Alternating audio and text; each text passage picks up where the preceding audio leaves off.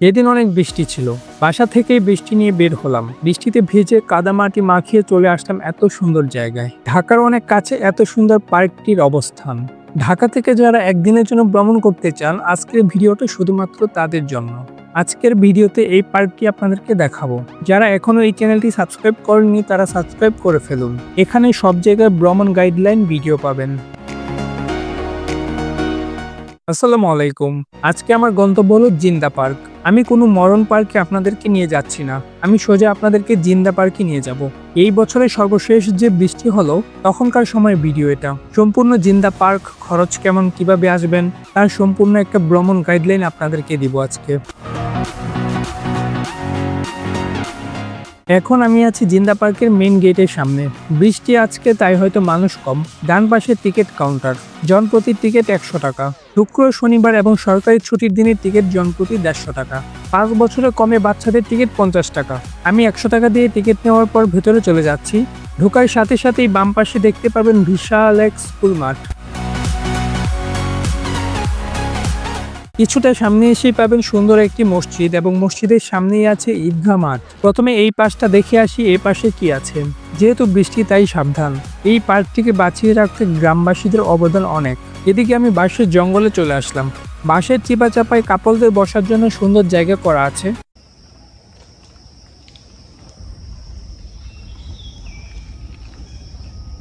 একটানা কয়েকদিন বৃষ্টি হচ্ছে তাই বসার জায়গার সামনে পানি জমে আছে। এদিক থেকে চলে আসলাম। এখন মসজিদ পার হয়ে সামনের দিকে যাচ্ছি। এখনো স্কুল ছুটির মুহূর্ত এটি। যখন আমরা প্রাইমারিতে পড়তাম তখনই আমরা সবাই আমাদের জীবনের সেরা মুহূর্তগুলো কাটিয়েছি। দেশের সবগুলো মানুষ তার ছোটবেলার এই সময়টাই মিস করে।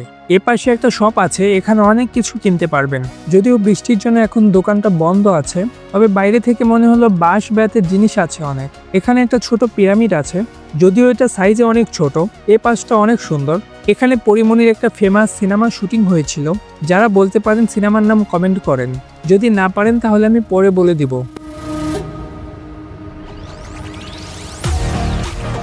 এ পাশের গেট পার হয়ে সুন্দর রাস্তাটা দিয়ে এই পার্কের মেইন পয়েন্টে যাব। এই রাস্তাটা দিয়ে জঙ্গল পার হওয়ার সময় দুপাশে ছোট ছোট অনেক রুমের মতো পাবেন। এখানে আপনারা চাইলে বসে আড্ডা দিতে পারবেন। ডান পাশে রেস্টুরেন্ট আছে, এখান থেকে খাওয়া দাওয়া করতে পারবেন। এখানে রয়েছে রেস্ট হাউস, রয়েছে মাটির ঘর।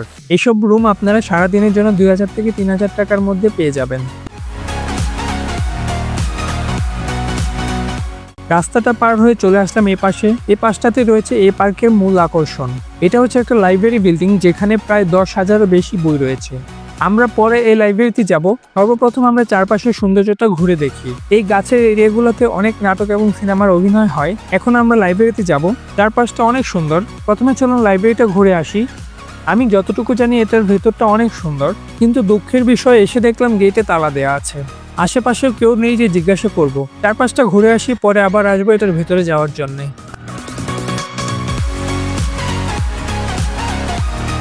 এখন আমি এ পাশে সামনের দিকে যাব। এই পার্কের আকর্ষণীয় জায়গার মধ্যে এই লাইব্রেরিটি একটি। রাস্তায় ঠিকমতো হাঁটা যাচ্ছে না, কারণ পানি তো জমে আছেই, আবার রাস্তা অনেক পিচ্ছিল। এই পার্কে আসলে আপনি ছবি তোলার জন্য পাগল হয়ে যাবেন, কারণ এই পার্কের সবটা জায়গা ছবি তোলার জন্য উপযুক্ত। যারা ছবি তোলার জন্য পছন্দ করেন তাদের জন্য এই পার্কটি সবার প্রথম আকর্ষণ হওয়া উচিত। পুরো পার্কের এরিয়াটাই আমরা ফটোশপের এরিয়া বলতে পারি। এদিকে সামনে এসে ছোট একটা রুম দেখতে পেলাম। এটা সবার জন্য, এখানে বসতে কোনো টাকা লাগবে না। আপনার প্রিয় মানুষটাকে নিয়ে এখানে বসে থাকতে পারবেন।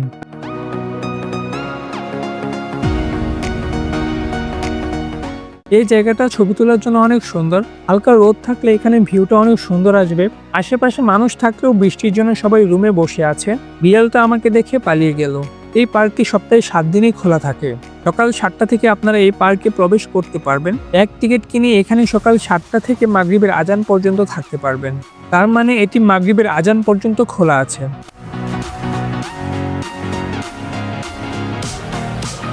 এখানে দূর থেকে একটা বিল্ডিং দেখে খুব সুন্দর লাগতেছিল।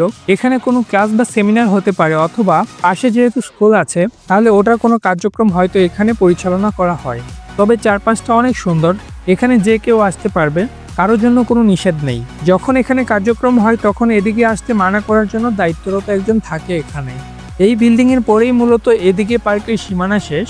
এদিকটায় ঘুরে এসে প্রথমে যেদিকে ছিলাম ওদিকে যাব। এখন ওই পাশে এখনো প্রধান আকর্ষণীয় জায়গাটা দেখা বাকি, সেটাই দেখাতে যাব আপনাদেরকে এখন।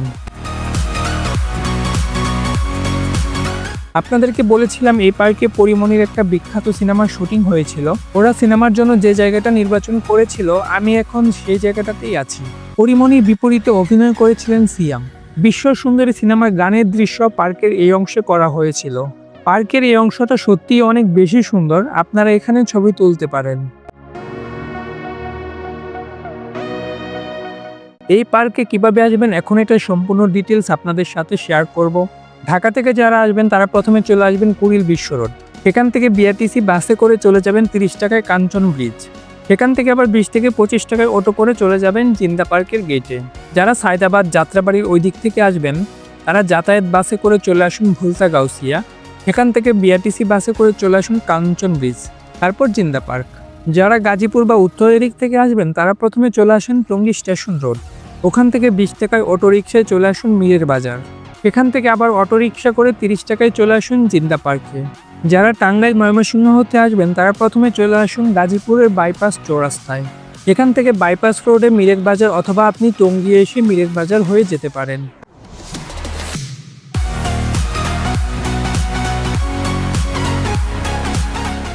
এদিক থেকে আসার পরে এখানে এসে একটা বাঁশের সাঁকো দেখতে পেলাম।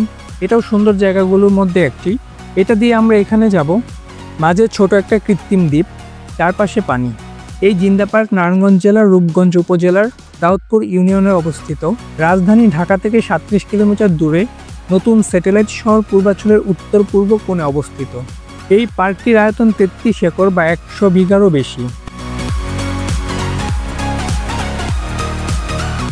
বাঁশের সাঁকো পার হয়ে চলে আসলাম দ্বীপের উপর। এখানে প্রিয় মানুষদের সাথে বসে সময় কাটাতে পারেন। আগেরবার যখন এসেছিলাম তখন পানিতে নৌকা ছিল, এইবার দেখতে পাচ্ছি না। এখান থেকে বের হয়ে চলে আসলাম, এখনও অন্যদিকে যাব। এই পার্কে 250 প্রজাতির প্রায় 25,000 গাছ রয়েছে।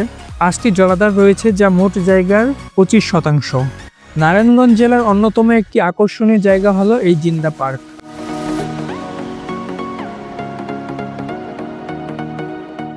আমি এখন আপনাদেরকে নিয়ে যাব এই পার্কের সব থেকে আকর্ষণীয় জায়গাটিতে। এই পার্কে যারা এসেছেন সবার এই জায়গাটিতে ছবি আছেই। এখানে ছবি না তুললে আপনি যে জিন্দা পার্কে এসেছেন সেটা মনেই হবে না। এটাই হলো সেই জায়গা। পানির উপর দিয়ে এমন একটা রাস্তা আর সামনে ছোট একটা দ্বীপ। এখান দিয়ে যাওয়ার সময় সাবধানে যাবেন, যেহেতু ধরার মতো কিছু নেই তাই পড়ে যাওয়ার সম্ভাবনা থাকে।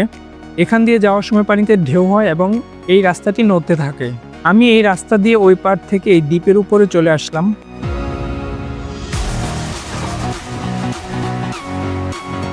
আরেকটা ভয়ানক জায়গা এখানে আছে। এটা গোলাকার একটা ঘন জঙ্গল। আমি এখন এই জঙ্গলের ভেতরে চলে এসেছি। এসে দেখি এখানে আড্ডা দেওয়ার জন্য সুন্দর একটা জায়গা করা আছে। 3 জন বসে নিরিবিলি আড্ডা দিতে পারবেন। চারপাশে এত ঘন জঙ্গল, মাঝখানে একদম ফাঁকা। ভূতেরা এখানে বসে আড্ডা দেয়। দেখুন চারপাশ দিয়ে বাহিরে কিচ্ছু দেখা যায় না, কিন্তু ভেতরে এত সুন্দর। এখানে এসে আপনি ভূতেদের সাথে আড্ডা দিতে পারবেন। জিন ভূতে ভয় পায় আপনার এমন বান্ধবীকে এখানে এসে রেখে যান।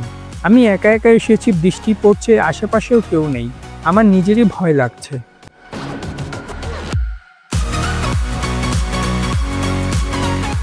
এই জায়গাটা দেখে ছোটবেলায় যে সাপের সিনেমা দেখতাম সেটার কথা মনে পড়ে গেল। এমন মাটির টিলা থাকতো আর এখান থেকে নাগিন বের হয়ে আসতো। এই টিলাতেও ছিদ্র আছে, পরে নাগিন বের হয়ে আমাকে নিয়ে চলে যাবে। তাই তাড়াতাড়ি জায়গা ত্যাগ করলাম। জঙ্গলের মাঝখান থেকে বের হচ্ছি। দেখুন কত ঘন জঙ্গল আর চিকন একটা রাস্তা।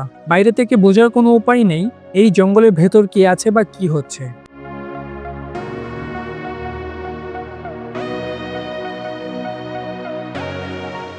এখন এই পাশে পুকুরে চলে আসলাম। টান বাঁধানো ঘাট, হালকা বৃষ্টি পড়ছে। শুকনা থাকলে অনেক ছবি তুলতে পারতাম এখানে। আপনারা এই টাইমে গেলে অনেক সুন্দর ছবি তুলতে পারবেন। 1995 সালে রাজু তার পূর্বাচল প্রকল্পের জন্য জিন্দা পার্ক এলাকাটি অধিগ্রহণ করে। তারপর অনেকবার রাজুক এবং গ্রামবাসীর মধ্যে ঝামেলা হয়। এই বিষয়টি আদালত পর্যন্ত যায়। রাজুক এখানে নিজেদের সাইনবোর্ড পর্যন্ত লাগিয়ে দেয়। 2014 সালে পুলিশ এখানকার লোকজন সরিয়ে দেওয়ার জন্য চেষ্টা করে, কিন্তু গ্রামবাসীর সম্মিলিত চেষ্টায় রাজুক এই জায়গাটি নিতে পারে নাই।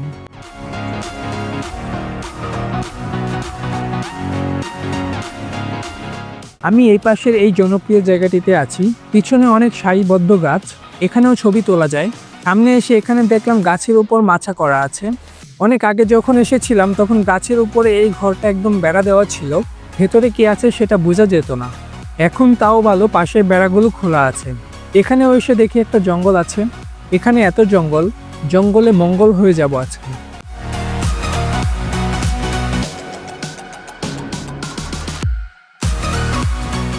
এখানে আসলে আপনি অনেক পাখির কিচিরমিচির শুনতে পারবেন।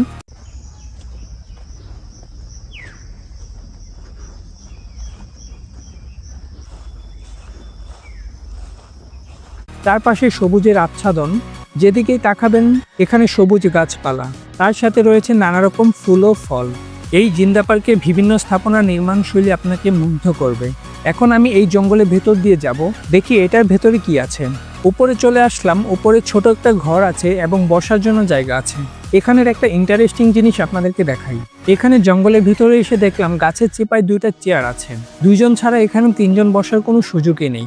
এই জঙ্গলের ভেতরে এখানে বসতে হবে কেন? আমি যে হাঁটতেছি এতেই মশা কামড়াচ্ছে, তাই আপনারা এখানে বসতে চাইলে কয়েল অথবা মশারি নিয়ে আসবেন। আপনারা পিকনিক কিংবা ডে আউট করতে চাইলে নিশ্চিন্তে বেছে নিতে পারেন জিন্দা পার্কটিকে। যে কোনো কোম্পানি কিংবা স্কুল কলেজের পিকনিকও আপনারা এখানে করতে পারবেন। এদিকে যেমন সবুজে ঢাকা পার্কটি আপনার মনকে প্রশান্তিতে ভরিয়ে দিবে, অন্যদিকে পার্কটি যে কোনো উৎকট ঝামেলা থেকে সম্পূর্ণ নিরাপদ। ঢাকা থেকে দিনে গিয়ে দিনে ঘুরে আসার জন্য এইরকম সবুজ খোলামেলা গোছানো গ্রাম্য নান্দনিক পরিবেশ আপনার ভালোই লাগবে।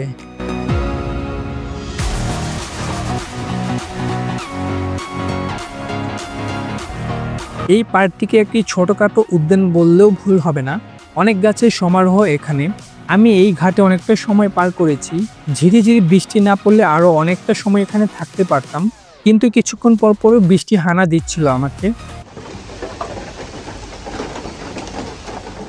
যারা ঢাকায় থাকি সময় খুব কম, একদিনের ছুটিতে ঢাকার বাইরে ঘোরা যায় না, গেলেও সেটা শরীরের উপর অনেক প্রভাব পড়ে, তাদের জন্য এই জায়গাটা প্রথম অপশন হতে পারে।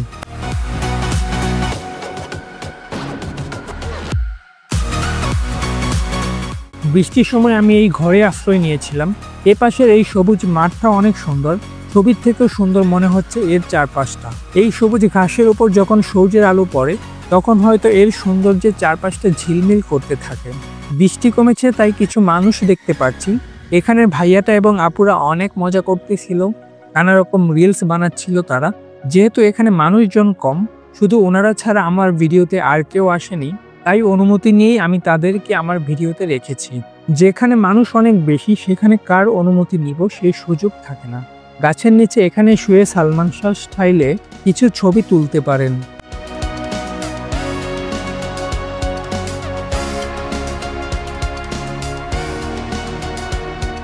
ওদিক ঘুরে সামনে এসে আবারও লাইব্রেরিতে আসলাম। 10 টাকার টিকিট নিয়ে এই সুন্দর বইয়ের জগৎ ঘুরতে পারবেন, কিন্তু আমি ঢুকতে পারলাম না। বৃষ্টি থাকায় লাইব্রেরিটি আজকে বন্ধ। এখানে খুব বেশি মানুষ থাকে না, আপনি নিজের মতো করে ঘুরতে পারবেন, ছবি তুলতে পারবেন। অনেক বড় এরিয়া, তাই আপনার ছবির পিছনে অন্য কেউ চলে আসবে এমন সম্ভাবনা কম। ছুটির দিন ছাড়া অন্য দিন এরকম ফাঁকাই পাবেন আপনি।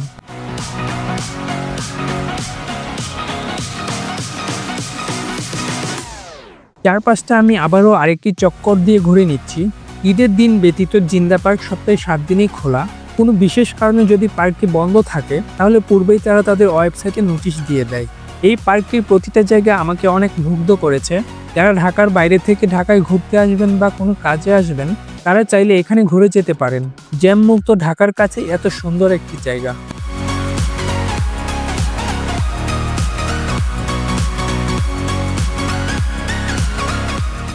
এখন আমি সামনের মেন গেটের দিকে যাচ্ছি।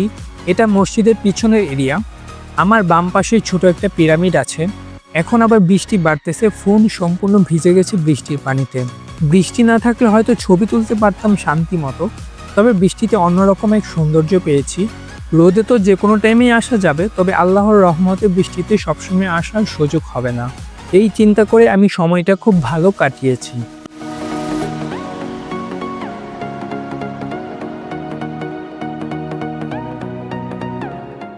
ওই যে ভিডিওর মাঝখানে দেখেছিলেন ভাইয়া এবং আপুকে, আজকের এই দিনটা ওনাদের জন্য সেরা।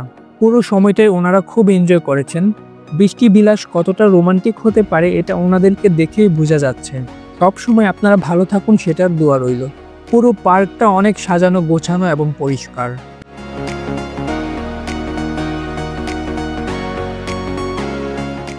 এই বাম দিকের রাস্তাটা দিয়ে আমার যাওয়া হয়নি, চলুন দেখে আসি কি আছে এখানে। ভাইয়াটা এখানে এসে বলল আমাদেরকে ভিডিও থেকে একটু ডিলিট করে দিয়েন। তখন এই আপুটা বলল না না, আমাদেরকে ডিলিট করবেন না, কোনো সমস্যা নেই, আমরা আপনার ভিডিওতে থাকতে কোনো আপত্তি নেই। মনে হলো ভাইয়াটা অনেক লাজুক।